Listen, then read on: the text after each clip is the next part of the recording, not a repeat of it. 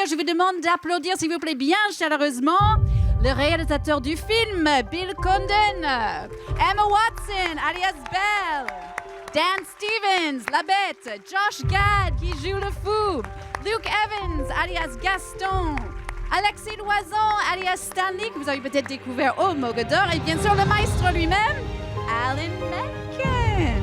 Hello to all of you. Hi. Thank you so much. Bienvenue. Welcome here in Paris.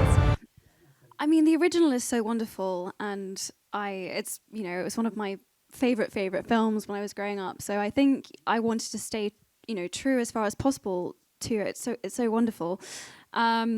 But really, it was about can we add something? Can we give more detail? Can we give more depth? What can we give audiences which explains a bit more about Belle's backstory, a little bit more about Beast's backstory? Can we pull it out a little bit more? And it was so fun to do that. Well, I think it's about keeping one of the greatest fairy tales of all time, one of the greatest French fairy tales of all time, alive, and keeping the magic alive. And the idea of this sort of live action remake it didn't even exist when I was a kid, but it's one of my favorite books growing up and one of my favorite films. And so, this is such a mind-blowing experience. Hello. Luc plays Gaston. Il joue Gaston. Yeah, make sure you get it right. I remember being 12 years old and going to the cinema and seeing it for the first time.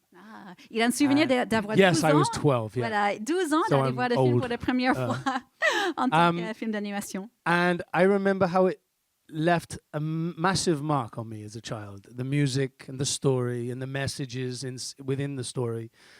And to think that now we represent the live-action version to a brand new generation that will go and watch this movie and have that sparkle inside of them that I had as 12 years old is quite a nice thing, and it's a lovely feeling to think that when the new generation comes and watches this film for the first time, it might be their first time of seeing Beauty and the Beast.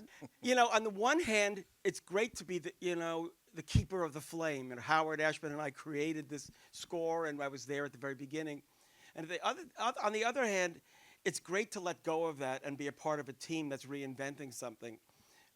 So I've really enjoyed making that transition and having this be a new experience, and as Emma said, really writing material that goes into the backstory and more of what's inside of the story and what's inside of the relationships more.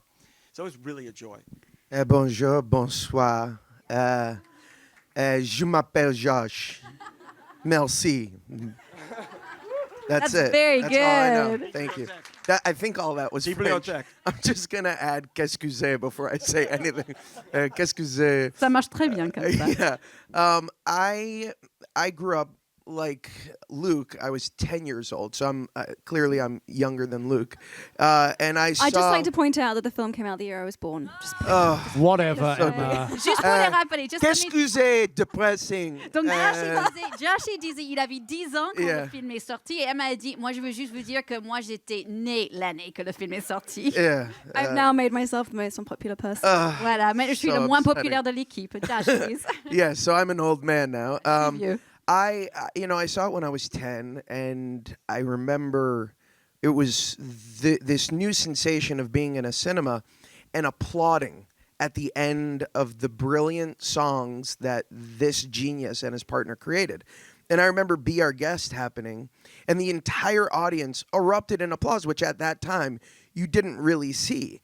And, it was, for somebody who grew up in theater and watching theater, it was the closest sensation to seeing something that resembled that, right? And for me, now I'm a father of 2 little girls. Like Luke said, this will be their version. This will be the version that defines their generation, I think.